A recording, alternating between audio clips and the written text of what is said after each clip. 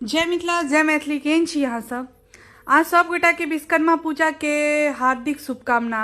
आई जेना कि विश्वकर्मा पूजा भ गेल त देखियो हमरो घर में एगो गाड़ी अछि त हम त भोरे भोरे नहायलो नहीं छलौं त हम अपन बहिने के कहलिए कि जल्दी कनी पूजा क दई कियाकि हुनकर बहुत जल्दी ड्यूटी छनि त ड्यूटी चलि जाइ छथिन त ओहि दुआरे त देखियो हमर बहिन एतऽ गाड़ी के पूजा क रहल अछि।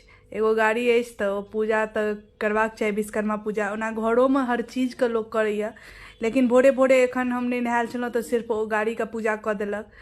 त ओना एतऽ तो लोग बुझबो नहीं करै छै जे आइ विश्वकर्मा पूजा अछि। एतऽ तो जहिया दिवाली का अगला दिन विश्वकर्मा पूजा होइया ओहिया छुट्टियो रहैया ओहिया लोग गाड़ी नहीं चलबे। ओना गाँव में अजुका दिन लोग कहै छै गाड़ी ताड़ी नहीं चलेबाक चाही, गाड़ी सबके आराम देबाक चाही, लेकिन की करते लोग, ड्यूटी छै तऽ ड्यूटी करे ला तऽ जाए पड़तै। तऽ देखियो तऽ गाड़ी के पूजा भ गेल और हमर ओ जलेली चलि गेल ड्यूटी।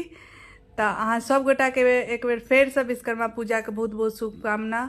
जय मिथिला जय मैथिली। और केहन लागल ई वीडियो जरूर बताएब।